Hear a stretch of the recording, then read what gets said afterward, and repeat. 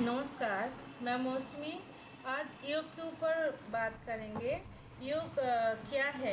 Actually योग केवल मात्र हमारा शरीर का मोड़ने का, स्ट्रेचिंग करने का ये नहीं है। एक्चुअली असल में योग का मतलब है जोड़ना। ओके, तो हमारा आत्मा, शरीर, मन ये सब हमारा संतुलित रखने का मतलब संतुलन स्थापित करता है योग में। ओके, आज योग पूरा दुनिया में प्रचलित हो चुका है, लेकिन हम लोग कितना जो गहराई से समझ पाता है योग क्या है ना। तो समझ चुका योग को हम लोग समझने के लिए हम लोग क्या सोचता है, फिटनेस का एक साधन है, तो बल्कि हम लोग मानसिक शांति के लिए और बेहतर जीवन जीने का एक कला योग। ओके, तो हम लोग को योग करना चाहिए, रोज़ करना चाहिए। तो योग को अच्छा से समझने के लिए अलग अलग बहुत सारे योग का श्लोक है, अनमोल श्लोक है, तो जानना ज़रूरी है। मतलब हम लोगों को योग के ऊपर बहुत सारे पुराण में, गीता में ऐसा अलग अलग सब जानकारी है। जैसा योग में एक जानकारी मिला मुझे, कर्मसु कैलेशलम। तो इसका अर्थ है योग का मतलब है आपका काम पूरा निष्ठा के साथ और दक्षता के साथ करना है, और बिना किसी तनाव और बिना स्वार्थ से करना चाहिए योग। अगर आप कोई प्रोजेक्ट कर रहे हो तो उसको ऊपर मतलब उसका नतीजा क्या होएगा वो सोच के घबराने का नहीं है। आप आपका बेस्ट दीजिए, ये है योग। ओके, अभी हम लोग और एक मुझे और जानकारी मिला, चित्तो वृत्ति निरोध। इसका मतलब है योग का असली उद्देश्य है हमारा चंचल मन को शांत करना है और नियंत्रण करना है। ओके, अगर अगर आपका मन हर समय अनावश्यक चिंता में भरा रहता है, तो हम लोग क्या कर सकते हैं, मेडिटेशन, प्राणायाम कर सकते हैं, और आपका दिनचर्या में योग शामिल कीजिए, तो आपका मन शांत होएगा, विचलित नहीं होएगा। तो योग जरूरी है ना। तो अभी मैंने तीसरा में लिखा, सुखो दुखो समय कृता लाभालाभी जया जयो। इसका अर्थ लिखा है योग में मतलब योग वो अवस्था में है जहाँ हम सुख दुख, हार जीत को समान रूप से स्वीकार कर लेते हैं। जीवन में जब कुछ अच्छा हो तो घमंड नहीं करना है, ये भी योग में सिखाया। और जब हमारा बुरा होता है कुछ तो निराश मत हो, ये भी सिखाता है। और अनुभव करना है क्या सीखिए, और मतलब हम लोगों को सुख दुख लेके ही आगे बढ़ना सिखाया योग। ओके, मैंने 4 पॉइंट में लिखाया, अध्यासेनो तो कुंत्यो वैराग्य च गृहते। भगवत गीता 6 श्लोक में भी जानकारी मिला योग के ऊपर लिखा है। इसका अर्थ है योग कोई जादू नहीं है, बल्कि निरंतर अभ्यास और इच्छाओं से मुक्त होने के लिए प्रक्रिया है योग। तो हमारा इसमें क्या शिक्षा मिला, ये कोई जादू नहीं है, हमारा एक योग निरंतर अभ्यास के द्वारा प्राप्त होता है, और हमारा इच्छा को मुक्त करने के लिए, जो इच्छा कुछ काम का नहीं, हम लोग को जो इच्छा एक्स्ट्रा रहता है तो वो मुक्त होता है, वो प्रक्रिया को हम लोग योग बोलता है। अगर आप किसी आदत को बदल देना चाहते हो तो सुबह उठ के जल्दी उठिए, और धीरे धीरे आप प्राणायाम कीजिए, आसन कीजिए, उसमें आपका लगातार प्रयास से तो प्राप्त होएगा आप जो बदल देना चाहते हो। ठीक है, और 5वां मैंने लिखा है, शरीर मंझा खोलू धर्मेशधनम। इसका मतलब है स्वस्थ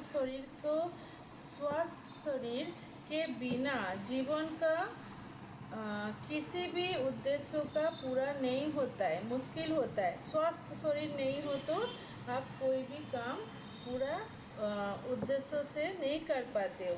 तो आपको प्रतिदिन योग और व्यायाम, योग में जो व्यायाम है, आसन प्राणायाम है, अपना कर आपको शरीर को आप तंदुरुस्त रखें। स्वास्थ्य को असली धन है, स्वास्थ्य जो असली धन है आप योग से प्राप्त कर सकते हो।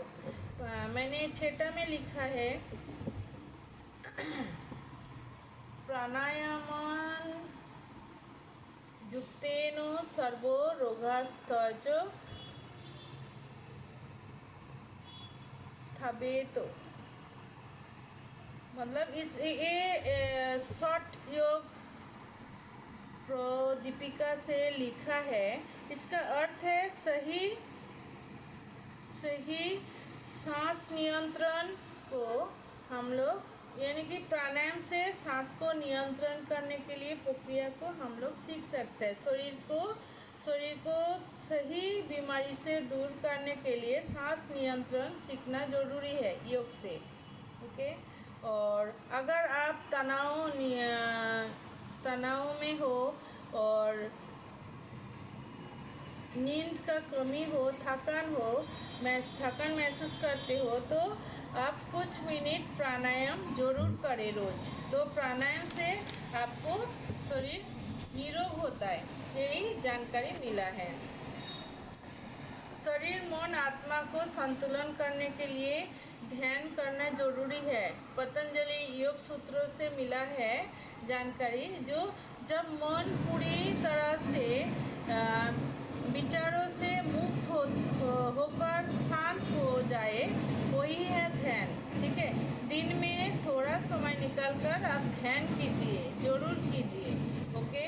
और जोगेनो 8 नंबर लिखा है, जोगेनो देहमो धिगच्छते।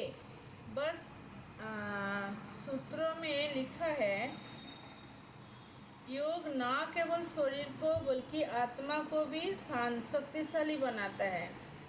शारीरिक और मानसिक तनाव को, शारीरिक और मानसिक तस्का के लिए नियमित योग अभ्यास करें और खुद में सकारात्मक बदलाव लेके आए। तो योग में अलग अलग हमारा मतलब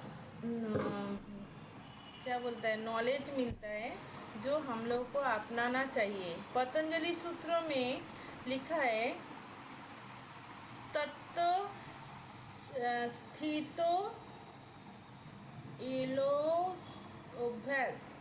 इसका अर्थ है योग तब तक करना चाहिए जब तक हमें पूरा स्थिर ना प्राप्त हो सके। अगर योग शुरू किया है तो बीच में ना छोड़िए। और भगवद गीता में भी लिखा है 2 अध्याय में श्री कृष्ण का है योगस्थो कुरु कर्मेणि संग तपस्थो धनंजय। इसका मतलब है फल की चिंता किए बिना अपने कर्म करते रहना है और स्वास्थ्य को अच्छा रखने के लिए योग करना है। अगर आप श्रम कर रहे हैं, परिश्रम और परिणाम उपेक्षा अनुरूप नहीं मिल रहे हैं, मतलब आप जो काम कर रहे हैं उसका फल आपको नहीं मिल रहे है, तो आप चिंता नहीं करें, आपका कार्यों को निष्ठा के साथ करते रहे।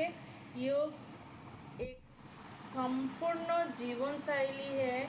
आपको मतलब फल तो मिलता ही है। आप योग कीजिए, पूर्ण शरीर को निरोग बनाइए, स्वस्थ रहिए और रोज करेंगे तो योग का धीरे धीरे मतलब हम लोग अनुभव करेंगे और हमारा पूरा मन आत्मा शुद्धि होएगा। तो योग के बारे में मैंने बहुत कुछ लोग के साथ जानकारी कलेक्ट किया, लिखा है, यही मैं वीडियो में शेयर किया। आपको अच्छा लगे तो वीडियो लाइक कीजिए, कमेंट कीजिए और समझ में आएगा तो मेरे लिए बहुत है। योग का मतलब बहुत कुछ है, बहुत कुछ सीखना ज़रूरी है। मुझे यही समझ में आया, शरीर को शांत रखता है, मन को शांत रखता है और बीमारी से दूर होता है, मानसिक शांति मिलता है, चिंता तनाव दूर होता है। तो सबको करना चाहिए। आप भी कीजिए, स्वस्थ रहिए।